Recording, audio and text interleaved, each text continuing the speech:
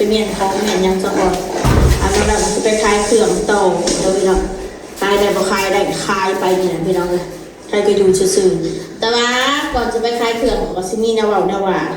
อันนี้ก็สิบอกไว้ก่อนเด้อก็ขอโทษ FC ผู้น่ารักของข่อยนะก็ขอโทษหลายๆบ่ได้มีเจตนาที่ว่าโอ้ต้องมาออกมานางเว้าเขาบ่เรียกเว้านะกันเอ่ยกับน้องกัดกันแล้วก็คืนดีกันนู่นนี่นั่นสู้เห็นบ่หนึ่งมากูกัดกันสู้เห็นบ่สู้เห็นบ่แค่กูไปเล่นน้ำเขา2-3 มื้ออาทิตย์หนึ่งสู้ก็ว่ากูกัดกันเฮาสิไปแบบเดือดร้อนเงินในกระเป๋าเขาอีหยังมากมายเฮาฮู้ว่ารายได้น้องเขาบ่ได้หลายอ้นน้อยอ้นใหญ่รายได้ข่อยก็บ่ได้หลายมันก็สิบ่สามารถสิไปพึ่งพากันได้เรื่องเงินเรื่องคำนะได้ซ้ำกัน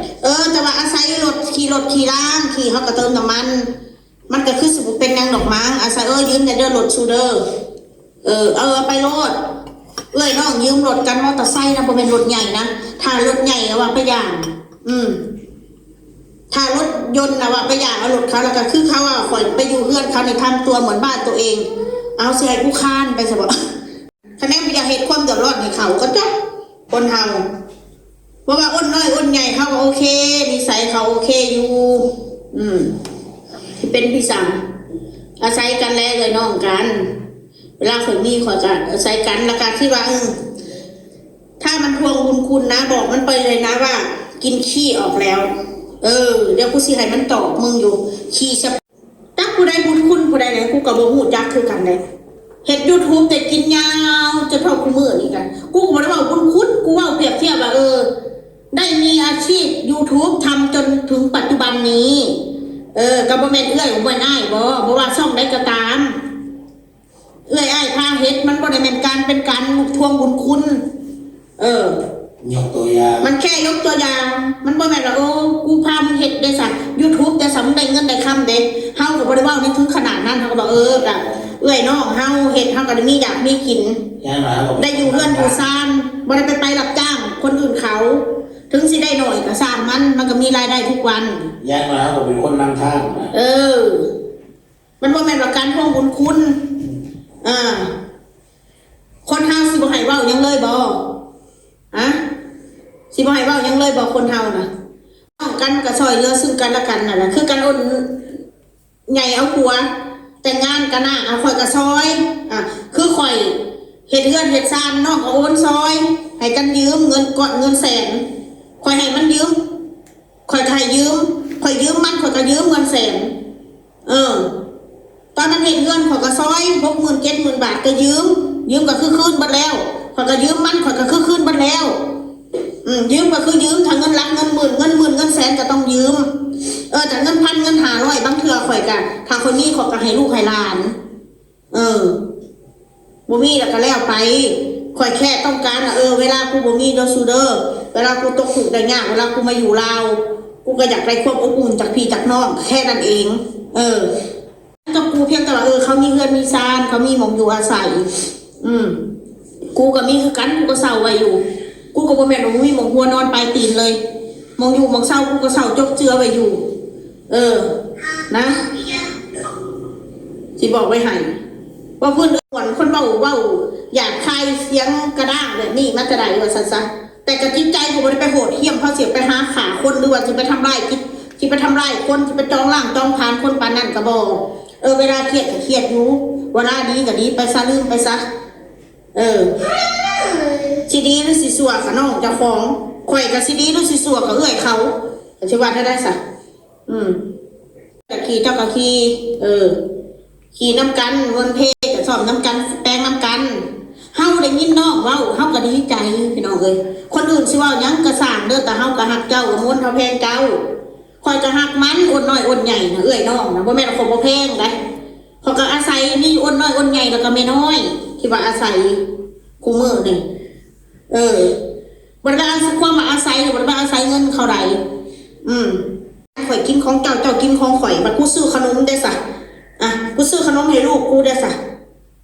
ลูกหลานจะกินน้ำพึกๆก็ได้ซะจะกินน้ำกันสิว่าได้ซะหาเถื่อกูขายของมากูได้เงินเล็กๆหน่อยเอาโต้เอาแม่ทงนึงบอลเอาแม่ทงนึงกูก็ซื้อให้ลูกให้หลานกูยังบ่ได้คิดมากเลยนะคนเฮานะมียังก็กิน เลยน้องกันซอยเรือกันสู้มันคนอื่นนะเวลาพี่เวลาน้องรู้แบบผู้ใดผู้หนึ่งมีปัญหาทางครอบครัวไอ้คนคอมเมนต์มันไม่ได้มาเล่นมาก่อนไอ้พี่น้องไม่ได้เล่นมาก่อนปรึกษาหารือกันนะไอ้คนที่มันมาเว้ายุแย่กันมันไม่ได้มาเล่นหากันก่อนนะเอ้ยกับน้องพี่เล่นหากันก่อนนั่นคนนอกก็คือคนนอกคนอื่นก็คือคนอื่นถ้าคนที่เพิ่นหักเพิ่นก็ซอยเรือว่าเพิ่นเฮ็ดคิดนี่ก็คือกันหาวิธีอันตกทรัพย์หาขอทานออนไลน์ตั้มหูขอทานออนไลน์ติแสดงว่าไอ้พวกขอทานอันพวกอันตั้มหูข้างถนนข้างขอทานก็ขอทานน่ะมันก็ว่าซั่นน่ะบอก โอ้ยเขาเองว่าก่อนนะมาไล่มัน กูซื้อมะฮุ่งมาตำกูซื้อกุ้งซื้อปลาหมึกมากูซื้อได้เงินมื้อละ1,000ไปเลย500-600แล้วบางมื้อก็ของหลายกูซื้อ500-600ตะกี้คือว่าเขาไปเห็นอย่างก็ว่าบันนี้วันเท่าเทียนเราก็ยังบอกนั่นแหละอยู่ ขอทานวิธีตกทรัพย์แบบรุ่นใหม่ครอบครัวขอทานเมืองเซโนพวกนี้เป็นทุกสันเนาะFC ผู้ใดเพิ่นจะอุดหนุนไปผู้ใดบ่อุดหนุนเฮาก็บ่ได้ว่ากันแค่เพิ่นให้กำลังใจเฮาก็ดีใจแล้วแค่ที่เห็นเขาเห็นนั่นเห็นนี่สินั่นกันเนาะสนับสนุนกันมันครับไก่บอกแบบนั้นเนาะกันที่ว่ากันเห็นข่อยว่ากัดกันแล้วก็คืนดีกันสู้เห็นติใส่หลักฐานการอย่ามาเว้ามั่วๆแม่นยังกูต้องการหลักฐานสู้อย่ามาเว้ามั่วๆกัดกันแล้วก็คืนดีกันไปหามาหลักฐานสู้อยู่ใส่ว่าของมันเป็นเทปหรือว่ามึงมาติดอันกล้องวงจรไปบ่ลักติดกล้องวงจรบ่ดักฟังบ่หรือว่าติดเครื่องดักฟังไว้บ่จังฮู้จัก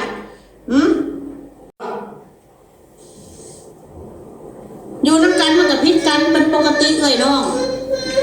ไม่ยังแม่ยังมานั่ง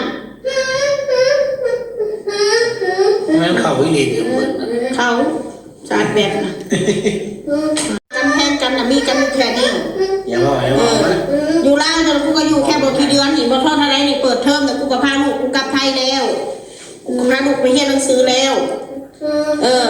แล้วก็ต้องเบ้าดอกว่าลูกบ่ได้รับได้เรียนนะสุบ่ต้องเดือดร้อนสุบ่ได้มาส่งบ่ได้มาเสียบ่ได้มาส่งยืน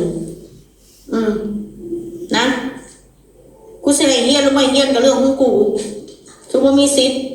กูเบิ่งลูกว่าพ่อเรียนได้กูจะให้เรียนพ่อเรียนบ่ได้ก็เสียค่าเทอมละล่ะเขาก็ต้องเข้าใจอันพวกที่ด่ากูอีคิชุกกับแม่นความสู้หั่นแหละกูถูกกะลีกูยอมรับกูบ่มีดอกกูถูกกะลีขอชีวิตขอรถมาจมปักอยู่กับเรานี่10 กว่าปีแล้วพี่น้องบ่ได้พี่หาหยังของเจ้าคือเจ้าขี้ข้านเจ้าบ่ซอยเรือข่อยทิ้งที่ข่อยบอกสิ่งบ่ดีของเจ้าคือเจ้าขี้ข้านเจ้าบ่ซอยเรือข่อยเข้าใจบ่เจ้ารู้โตหรือยังบัดนี้ให้ข่อยเว้าชัดเจนซะบ่ซอยนั่นโอ้นั่นนั่นนั่นนั่นโอ้นั่นนั่นนั่นนั่นนั่นโอ้นั่นนั่นนั่นนั่นโอ้นั่นนั่นนั่นนั่น